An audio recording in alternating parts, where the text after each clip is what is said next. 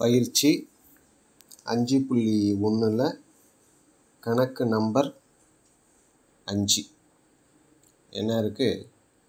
x² minus 1/x⁻³ அதோட பவரில் 6, அந்த விரிவில் x⁻6 மற்றும் x⁻2ஓட கெழுக்கள் கேட்டிருக்காங்க. இப்போ கணக்கில் நமக்கு n-க்கு பதிலாக என்ன இருக்குது? n-க்கு பதிலாக 6 இருக்குது. a-க்கு பதிலாக x², b-க்கு பதிலாக -1/x³. ஃபார்முலா பொது உறுப்பு என்ன formula? tr+1 NCR a⁻n−r × b⁻r. இப்போ NCR அப்படின்னா என்னங்கிறது என்ன? 6. 6CR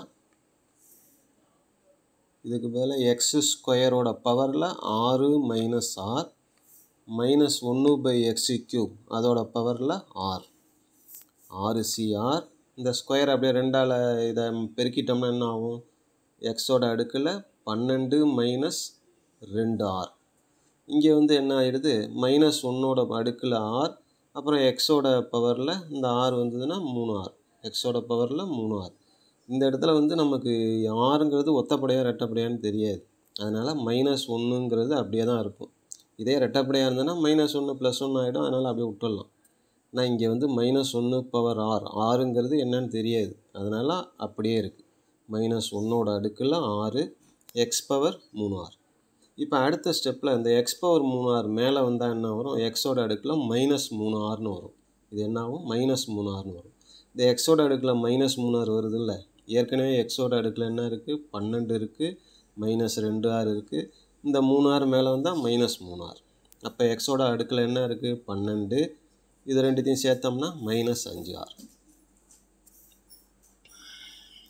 -1/r 6CR x⁻12 - 5r அப்படிங்கிறது தான் tr+1ஓட மதிப்பு.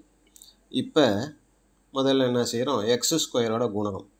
எக்ஸோட அடுக்கில் என்ன இருக்குது? 2. இங்கே எக்ஸோட அடுக்கில் என்ன இருக்குது? 12 - 5r. 12 - 5r = என்ன வரணும்னா 2. அப்போ -5r இந்த பக்கம் கொண்டு வரோம், 2 இந்த பக்கம் கொண்டு போகிறோம், கொடுத்து சுருக்கணும்னா r = என்ன வருது? ஆரோட மதிப்பு 2ன்னு வருது. இப்போ ஆரோட மதிப்பு 2ன்னு வந்தோடனே x² குணகம் கண்டுபிடிக்கிறோம். x²-இன் குணகம் என்னென்னா x²-இன் குணகம் = -1 இது தூரம் பாருங்கள். -1ஓட அடுக்கில் ஆறுக்கு பதிலாக என்ன கண்டுபிடிச்சிக்கோம்? 2. 6C2 எக்ஸோட அடுக்கில் 12 இங்கே 2 கொடுத்துட்டோம்னா i2 10, 12ல் 10 போய்ட்டுனா 2ன்னு வரும். x⁻12ன்னு வரும்.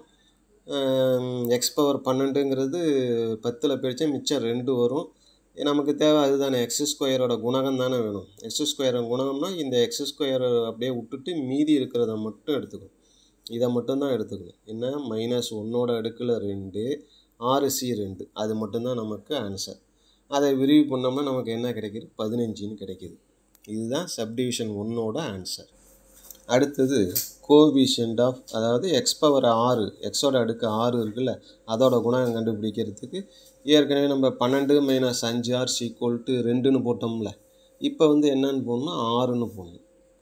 அப்போ இந்த 12 அந்த பக்கம் வந்தால் -12, 6 - 12 -6, மைனஸும் மைனஸும் போயிடும். 5 அந்தாண்ட கொண்டு வந்தால் 6/5. 6/5ங்கிறது ஒரு பின்னமாக இருக்கிறதுனால பின்னம் எப்பயுமே நமக்கு ஒரு நம்பரை கொண்டு வராது. அதாவது ஆரோட மதிப்பு எப்பயுமே முழு எண்ணாக தான் இருக்கணும். இந்தமாரி பின்னமாக வரக்கூடாது. அதனால் x⁻6 அப்படிங்கிற ஒரு நம்பரே வராது, குணகமே கிடைக்காது. அவ்வளோதான்.